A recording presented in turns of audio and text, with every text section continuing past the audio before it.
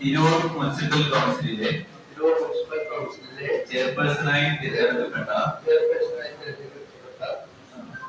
ഇബ്രാഹിം ഹാജി എന്ന ഞാൻ നിയമാനുസരണം നടപ്പാക്കിയ ഇന്ത്യൻ ഭരണഘടനയോട് യാഥാർത്ഥ്യമായി വിശ്വാസവും പുലർത്തുമെന്നും ഇന്ത്യയുടെ പരമാധികാരം അഖണ്ഡയും നിലനിർത്തുമെന്നും ഭയശങ്കയോ മമതയോ വാത്സല്യമോ ഉദ്ദേശമോ കൂടാതെ ഞാൻ എന്റെ ഔദ്യോഗിക കർത്തവ്യങ്ങൾ യഥാവിധിയും വിശ്വസ്തയോടും എന്റെ പരമാവധി കഴിവും അറിവും ഊർജനവും ശക്തിയും ഉപയോഗിച്ചുകൊണ്ട് നിർവഹിക്കുമെന്ന് അള്ളാഹുവിന്റെ നാമത്തിൽ സത്യപ്രതിജ്ഞ ചെയ്യുന്നു.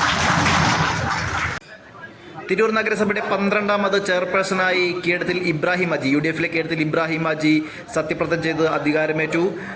40 അംഗ കൗൺസിൽ 31 വോട്ടാണ് കീഴത്തിൽ ഇബ്രാഹിം ഹാജിക്ക് ലഭിച്ചത്. 1 വോട്ട് BJP-ക്കായിരുന്നു. കൗൺസിൽ BJP വോട്ടിൽ നിന്ന് വിട്ടിരുന്നു. കൗൺസിൽ അംഗം വോട്ട് പങ്കെടുത്തില്ല. LDF-ലെ ഗഫൂർ പി ലില്ലിയും കൗൺസിലിലേക്ക് തന്നെ എത്തിയില്ല എന്നുള്ളതും ശ്രദ്ധിക്കേണ്ട കാര്യമാണ്. ഇബ്രാഹിം ഹാജി സത്യപ്രതിജ്ഞ അധികാരമേറ്റു. എല്ലാവരും അദ്ദേഹത്തെ അഭിവാദ്യം ചെയ്യുന്ന കാഴ്ചയാണ് കണ്ടുകൊണ്ടിരിക്കുന്നത്.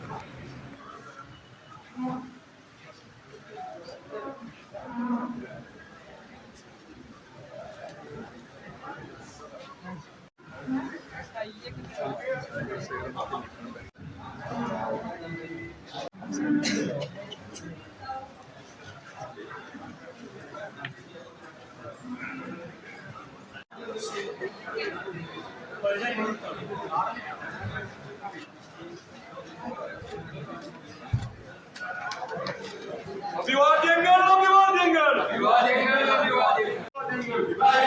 അഭിവാദ്യങ്ങൾ